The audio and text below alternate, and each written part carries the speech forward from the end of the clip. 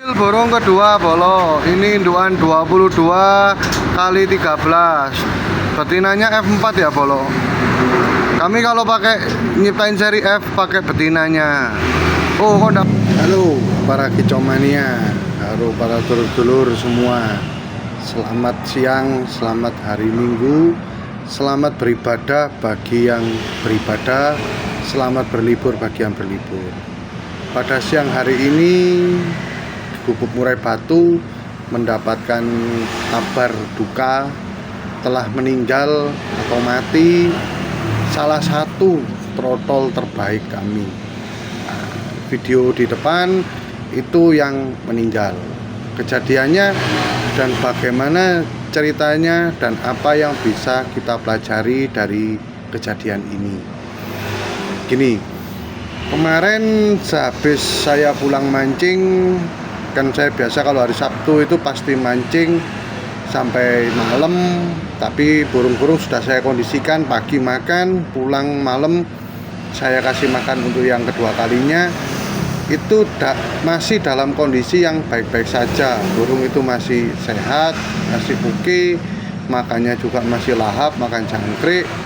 Nah, waktu saya pulang, saya sudah merasa kok burung ini tidak enak. Tidak enaknya dari mana? Dari sorot matanya sudah kelihatan kayak aneh. Walaupun dia masih doyan makan, masih apa, aneh. Tapi ya aneh ini sulit dijelaskan. Cuman yang paling gampang, sinar matanya sudah tidak cerah. Jadi burung ini sudah nampak kayak lesu, dia menyimpan sesuatu. Nah, lalu tadi pagi masih oke, dia masih nangkring, masih oke lah. Cuman nafsu makannya memang sudah berkurang. Nah, karena saya Kristiani, saya ke gereja.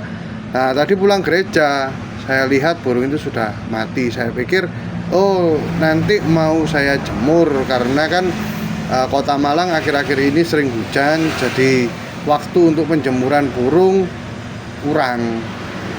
Nah, terutama untuk burung-burung yang kurang sehat ini memang sangat perlu untuk mendapatkan asupan sinar matahari. Nah, saya pikir tadi, oh nanti pulang gereja mau saya jemur biar burungnya nafsu makannya bisa tambah. Nah, ternyata tidak sampai saya jemur burungnya sudah mati, sudah dibawa, sudah mati. Nah, penyebabnya apa? Oh, mungkin makan kaper bang. Enggak kawan-kawan. Kenapa saya bilang tidak? Burung di kami itu sudah terbiasa dia tiap hari full kerodong.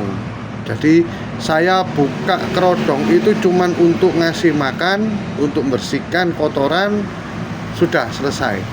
Oh, mungkin mencret bang. Nah, gini teman-teman. Ya sekali lagi kita bukannya mau menggurui atau bagaimana, cuman kita sama-sama belajar. Jadi kalau memang saya salah, saya pun akan tetap mengaku salah. Setiap konten saya pun saya selalu menjelaskan seperti itu, karena kita tidak mencari siapa yang lebih pintar, siapa yang suhu. Kita sama-sama belajar. Nah, cuman kalau untuk kasus mencret ini biasanya kan kotorannya berair, terus kotoran lengket di dubur. Nah, burung ini tidak menampakkan tanda-tanda seperti itu. Cuman kemungkinan terbesar burung ini nafasnya aneh. Indikasinya seperti itu. Jadi kalau untuk mencret tidak, karena kotorannya masih bagus. Maaf, saya tidak bisa memberikan rekaman kotoran, rekaman kondisi burung terakhir, karena sekali lagi kemarin saya mancing sampai malam. Nah, lalu kalau kita ngomong wah ya nasib, nah kita di sini Tuhan diberi yang maha kuasa akal, kita berbicara apa yang menurut kita, yang kita tahu dan apa yang bisa kita pelajari. Jadi kalau kita bicara nasib, bicara nyawa di tangan di atas, nah itu sudah beda lagi. Itu memang bukan ranah kita untuk berbicara di situ. Cuman kalau kita bedah secara teori, secara indikasi, kemungkinan burung ini kalau menurut saya dia kena pilek. Nah, pilek, virus atau lain sebagainya. Cuman ya dia jenis pilek karena dia indikasinya nafasnya dia sudah terengah-engah. Walaupun itu tidak banyak. Saya pun sendiri juga mendapat kejadian seperti ini baru pelajaran burung, penyakit burung yang ini ya baru ini. Biasanya pilek itu dia ada prosesnya beberapa hari baru kalau tidak terobati atau kalau tidak ada perkembangan maka akan berakhir ke kematian. Cuman enggak dalam jangka waktu yang cepat. Nah, masalahnya burung ini meninggal, matinya sangat cepat. Ya memang kalau kita ngomong sayang ya ini disayangkan karena ini salah satu keturunan F4. Kami ini indukan F4 memang jarang karena susah sekali diproduksi dan butuh waktu yang lama. Jadi indukan F4 kami tidak terlalu banyak ya. Lalu kalau dari segi indikasi kita mengindikasikan seperti itu, lalu obat yang bisa dipakai itu mulai dari kemarin malam mulai saya merasa tidak enak itu sudah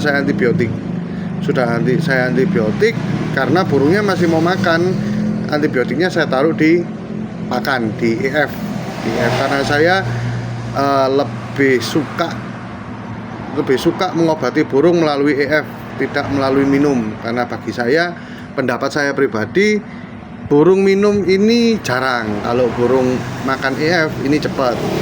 Ini bagi saya seperti itu, dan kita ngatur dosisnya lebih gampang kalau ke EF. Kalau ke minum kan susah. Nah, burung ini sudah saya usahakan, sudah saya obati karena saya pun juga obat-obatan burung juga lumayan lengkap.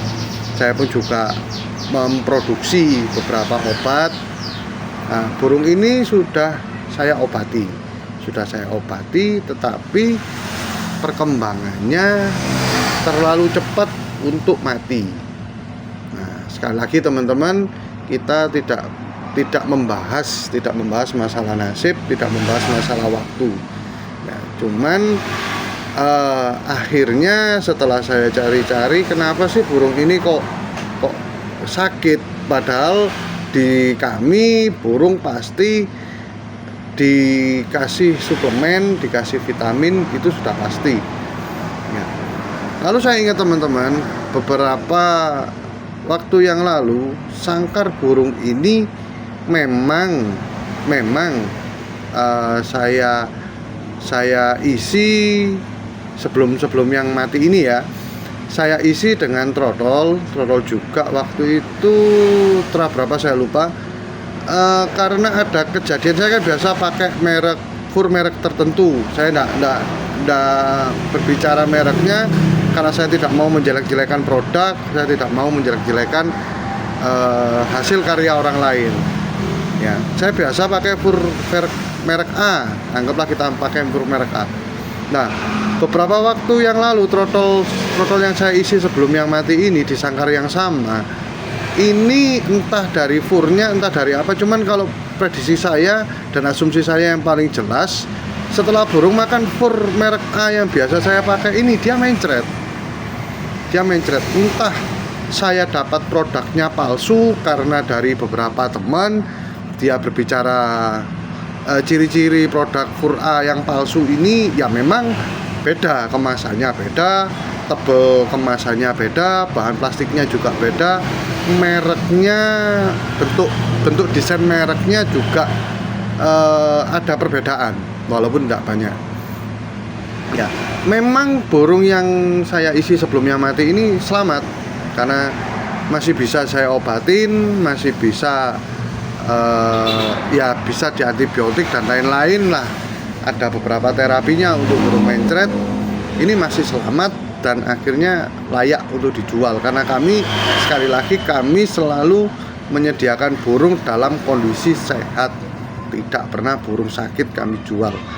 Biasanya burung sakit saya karantina dulu, saya sembuhin. Nah, waktu itu saya lupa untuk membersihkan. Ya kalau memang karpet kotoran atau lemek kalau bahasa Jawanya, ini pasti 2 hari sekali pasti kami bersihkan, pasti. Ya. Cuman untuk sangkar, untuk ruji, untuk tangkringan waktu itu lupa saya bersihkan. Karena perputarannya cepat, terus sangkar di kami juga tidak terlalu banyak karena saya sangkar produksi sendiri ya teman-teman. Karena untuk biar seragam, biar enak, produknya pun ukurannya beda, itu press memang dibuat sesuai. Nah, waktu itu saya tidak terlalu bersihkan sangkarnya, langsung saya isi burung yang ini. Burung yang ini saya masukkan dalam kondisi sehat.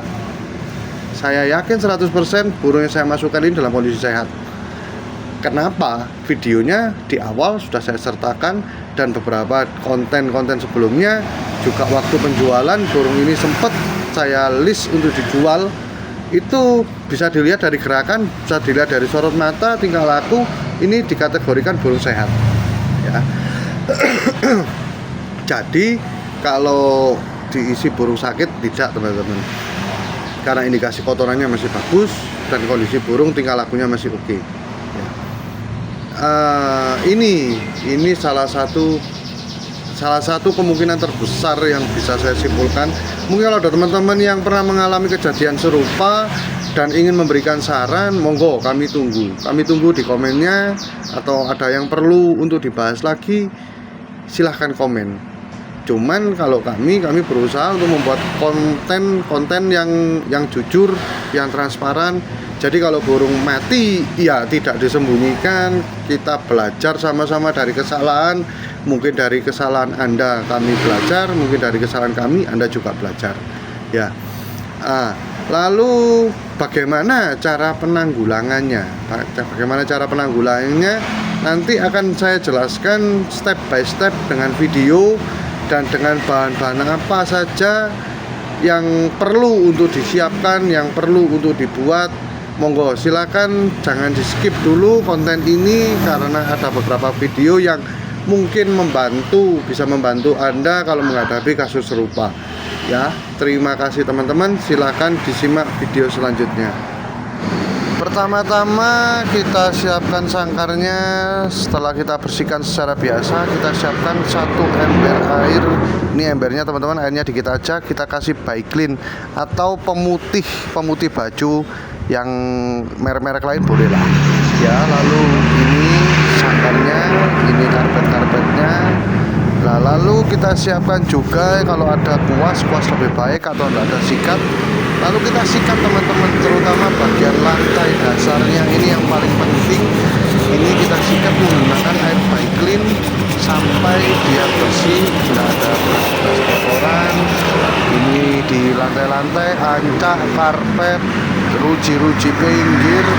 Nah, kalau untuk tempat cepuk, pakan dan minum dan tangkringan, saya biasanya menggunakan sodium atau air garam. Saya cuma malas, saya biasanya pakai sodium yang infus itu teman-teman. Itu juga bisa karena itu antibakteri yang dipercaya biasanya untuk petugas medis untuk membersihkan luka-luka, biasanya pakai itu. Jadi untuk cepuk pakan pakai itu. Langkah terakhir kita menggunakan clear. Kalau sudah sangkar kering, ini ada Pilok, saya menggunakan merek Pilok. Ini kita clear, kita kasih Pilok atau merek-merek lain, RJ boleh silahkan. Ini gunanya apa teman-teman? Ini untuk bunuh virus-virus yang tertinggal. Ini setelah kita Pilok, kita jemur kering. Piloknya asal aja, yang penting dia kena, setiap ruji-rujinya dia kena. Jadi tidak perlu sampai detail yang bagaimana. Cuma kalau teman-teman mau detail silahkan. Oke, thank you. Ini sekian konten kami. Terima kasih. Kalau ada komen, saran, subscribe dan lain-lain kami tunggu.